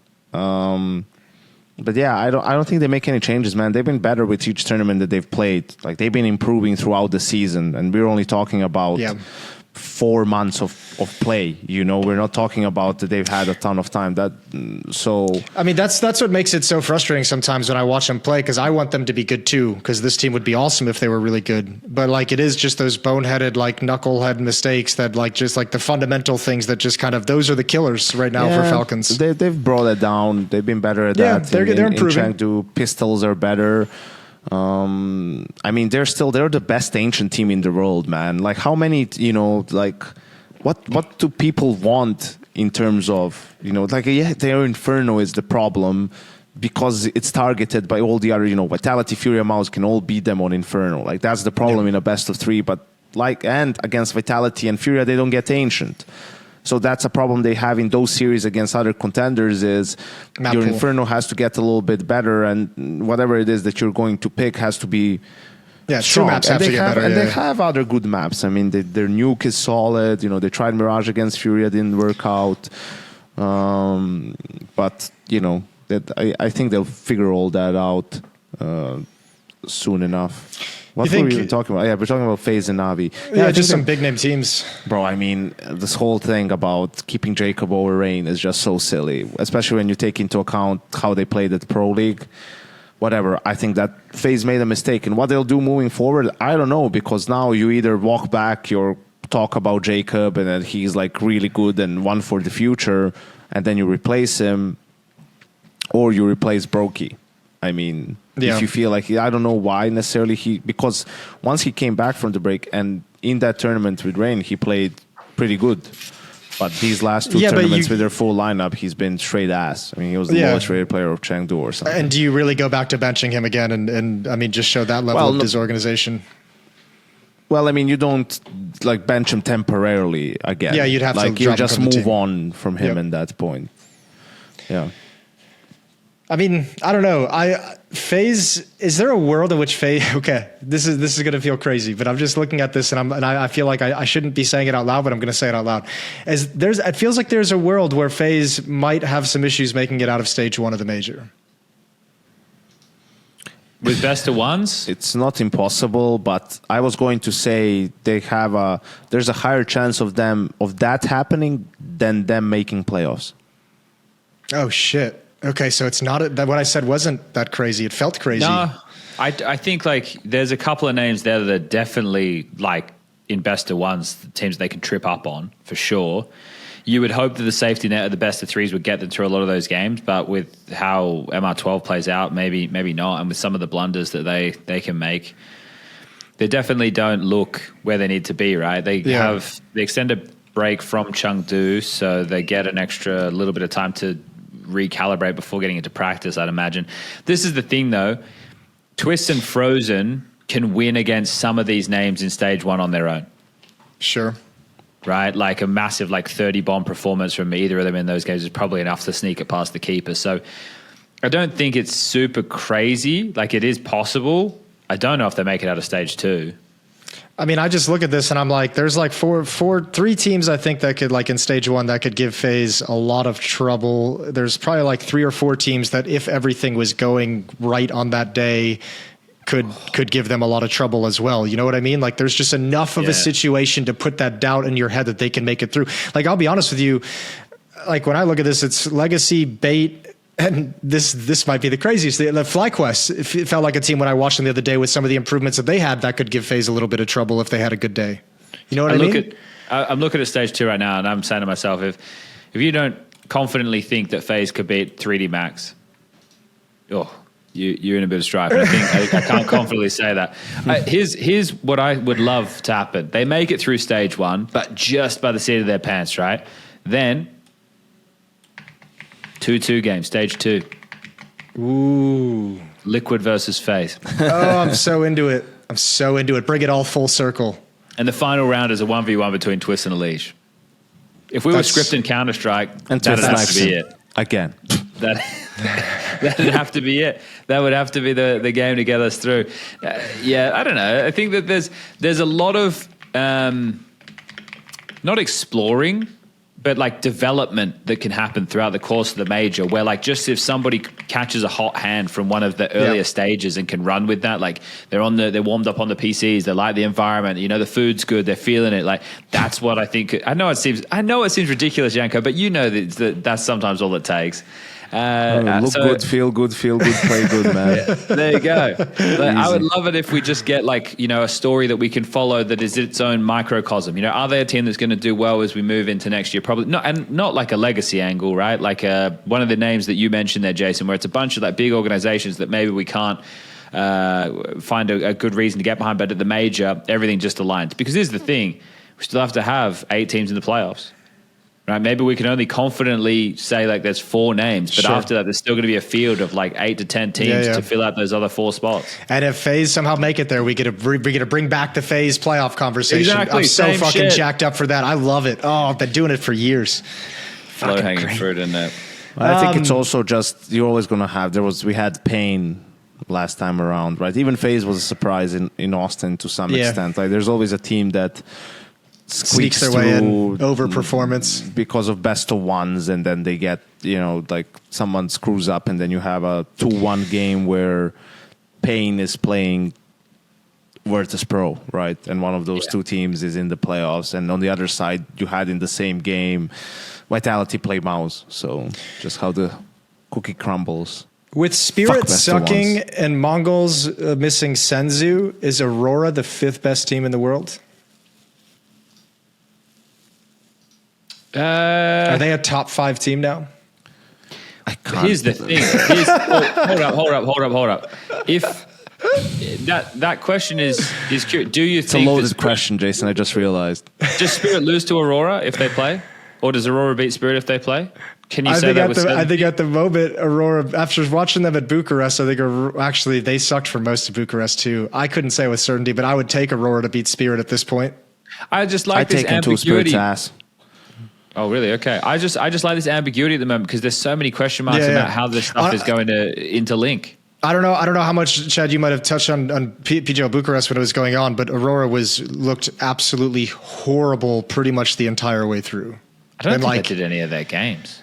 Like they looked, a lot of them were on the main. Dinko and I did a lot of their games. They looked really, really bad and like incrementally got better in some of the bigger matches and more important ones, but like it wasn't pretty in any way. It wasn't pretty. Yeah, I think it'd be a hard match to call, right? So I think that it's just slots 5 to 10 are open for interpretation right now. Yeah, it really feels that way. Yeah, there's quite a divide after Mal's in that number 4. I think I think it's also the question with Aurora is, did lifting a trophy change something in their heads?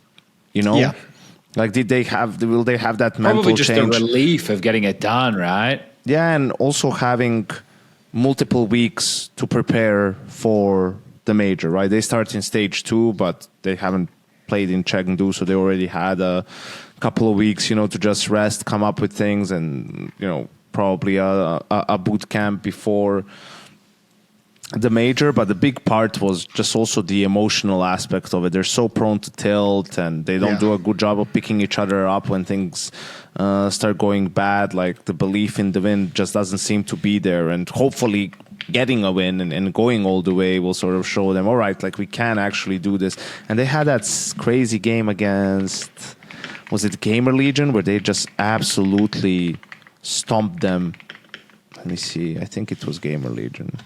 Yeah, they beat them 13-1, 13-1. Like that was in the semifinal. That was a peak Aurora, right? Oh, and that's then right. That was on that game. day I was traveling and the games were flying by so quick, bro. I was like, what the fuck? Yeah, they absolutely destroyed them. So with that, and, you know, best of ones will hide some of their issues. They don't have a signature map at the moment. Like they've been picking 5 different maps, trying to figure it out. So come major time, that will be interesting to see. But they definitely have that upset potential. Question is, they're a top 8 team for sure. Like they should make playoffs to the major. They should. They really should. Quarterfinals. I mean, they'll also have plenty of time to talk about. Actually, well, maybe not. Hopefully, we'll find out. I don't know. Make anything out of that. You joked about it, Chad, earlier. The 100 Thieves return to Counter-Strike. Is there anything even worth talking? Rain is rumored to be like the first person they're targeting. Yeah, they just made a tweet. I just put it in the chat here in the whatever the fuck program website, whatever the fuck we're using. Yeah. The pieces are all ready to fall, introducing Sean Gez, the 100 Thieves head of FPS, and Messiosa as the head of CS operations for 100 Thieves. Okay. So we won't be able to use Graham anymore for free advice. No, but that's actually fucking sneakily. That's actually a huge piece to have part of your Counter-Strike operations. Of course, the guy who understands the VRS the best of everybody. So, low key, that's actually a massive win for 100 Thieves. And Graham would have been keeping his finger on the pulse with nifty pickups. And I don't mean the player, but I mean like players that complexity could have afforded, right? So he would have been looking at a lot of names that maybe are not at the top of the pops. And we know that Rain is meant to be going there. So the first piece of the puzzle, it's just interesting. Do they want to pick up a core? Right, because I'd imagine that's what you want to do to bring yourself in line with VRS contention pretty early to pick up a core. So we need to have a look at what three players from what team. Well, the rumors were the Gamer Legion core, no? Yeah, yes, supposedly 3 from Gamer Legion, but it didn't say which ones. Yeah, but you would want PR. You'd want PR, you'd want ZTR, I'd imagine you'd want an IGL, unless Rain's going to be doing that when he comes in. I guess that's the big question. Does he switch now? Like, is this the time he starts? Is this his Nico moment? I'm not sure. I'm also not sure if you're 100 Thieves, like that, and coming back into CS, that you would take that risk. Because, Rain, great player, but unproven in the IGL role. Maybe sure.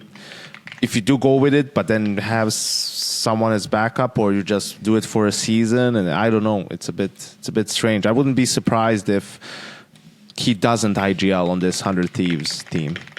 Yeah, I wouldn't do it if I was 100 Thieves. I think if he doesn't do it straight away, then he probably never will.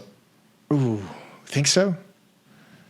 Well, I mean, my thought would be maybe never will is a bit of a strong statement, but not in the foreseeable short term future. I mean, if you're 100 Thieves and you come back into Counter-Strike and you want to build a brand new team, are you going to put it at the helm of someone who's never been a leader before? Yeah, it's Rain. You think he can carry that? It's not just some guy. Like, it's fucking Rain. Oh yeah. But like, honestly, if you're looking at cores right now, like, I imagine you would never get them because it would devastate them. But like, if you could snatch, FaZe. I don't even know. I was going to say NaVi core, but even then, like, NaVi core wouldn't do it. I guess it's got to be Gamer Legion in a way. Heroic could get pilfered again, like. Yeah, they could. Alcaran actually, when they were scrimming at Chengdu, because that's what they were doing when they were playing at Spirit, they were just scrimming. Like, when I saw some of his better moments. I think Xfloud's pretty good too. Yeah, but like if you're taking Game Legion players, you need 3. So you're taking, but Alcaran's an AWP, which you're not taking. I don't think you're taking Hypex from Game Legion. He hasn't shown anything so far. So that means you're probably taking 3 riflers. Then who are you getting as your AWP? Well, maybe you're going to NaVi and you say, maybe there's some changes that we hear coming around the corner. What's the status of Wonderful over there? Maybe you try and get him into a new environment, see if you could kind of re-engage him to a better level. Yeah. It's just hard to see what other team you'd take a core from, right? Like, if you're happy to start outside of the top 30, then maybe. But inside of the top 30, it feels like it's a Game Legion heroic job. Classic, usual suspects. We can just see how many of these hot 2 guys speak English. Do you think it's a winning? I mean, I don't know. Like, do you think it's more profitable to be a Gamer Legion and heroic that are constantly selling these players, picking up cheap players, training them up, selling them, qualifying for the major just barely, not going super deep, but getting some sticker money? Is that more profitable than actually just trying to maintain position at the top? Probably, yeah. God bless. Well, it depends if you're getting to the top or not. If you are, then I don't think so. But if you aren't, then absolutely. But with the amount that these teams have been willing to sell their players and their cores, surely it's not an organizational goal to become the best Counter-Strike organization, right? Like, their goal seems to be this kind of. But this is the thing. Which roster are we talking about right now that's even been in that ballpark? Yeah, but they're never getting a chance to see how high they can go because they're just getting poached. They're just selling players, which I'm not trying to criticize the decision. I'm just saying, if you have these 2 or 3 hype players that the core is going to get bought out, and you're never trying to fight for them to give yourself a chance to get better, you're always going to be in the zone. The strategy is keeping them there. But this. Like, how long would you need to give it before you could? I don't know.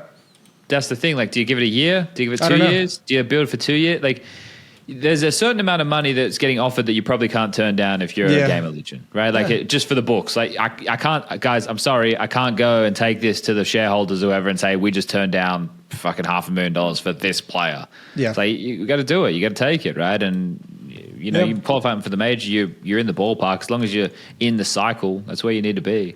Yeah, that's fair. So, I don't know. All right, cool. Trying to see what else, if there's anything else going on. There's not really. Oh, you guys crashed the Counter-Strike stock market. That happened. Gold. Yeah, we did. Yeah. Dude, I spent like a good chunk of money on buying reds. And why? I got nothing. What do you mean? I was in for the thrill. It's fun. You know, we're all doing it together. We're having a good time. So Harry talked you into this it. Is Harry Russell. No, I know. I was doing it with Rush and Jay and stuff. Jay the flaming shot with a helmet. Now he's got you opening cases, opening reds, I don't and even trading know up. you, Chad. Who That's are a you? whole new man. I'm opening Counter-Strike right now so I can tell you the level of dog shit that I got, right? I maybe did like 7 or 8 knives. The dog shit I got is generational dog shit. I was out here looking for like Dopplers and shit. Ended up with absolute dog shit. So here it is. Loadout, not loadout, inventory, quality. Okay. I got 2 Ursurus knives. Those are ugly as fuck. One of them is ultraviolet. One of them was boreal forest. Don't love to see that. I got 2 paracords. Dog shit. 2 paracords. They were okay. They're not terrible. Got a fucking, what is this? A Nomad knife vanilla. It's pretty good. I had a well-worn Crimson Web Karambit. That's probably best of the bunch, guys. Oh. I had a Huntsman freehand. Most dog shit pattern I've ever seen. That's pretty gross. 2 gut knife marble fades. Yeah, you've had a tough time of it. I need Forest DD Pat flip knife. It's more horrible. It's getting worse, actually. Black laminate Bowie. I had a Autotronic Bowie. And the best pattern I got on any knife was a Gamma Doppler Bowie. That's what I got for all my trouble. So, yeah, I'm upset. I'm sorry to hear that. I have to go through all my trade-ups still. I have to trade up from grays to get... I need 3 more reds to make the trade-up happen from over the years. That limited skin, Jason. It's crazy, bro. Yeah, I haven't collected the skin stuff, you know? I haven't gone down that road. I just need to trade up all the junk I got now. Yeah, I need to trade up all my junk. Fuck. Yeah, you got some more junk that you need to fucking trade up. Can you trade up 6 knives or anything like that? Well, I hope they implement that one day. Here, trade up 5 shit for the knives, future. And we'll give you an M9 bayonet Doppler or something, right? Yeah, just give me something good. Okay, is that everything? That's all we got? Yeah, I think so. Yeah, we're milked. Oh, I'm gonna end it before I say that out loud. I guess just you. Yep.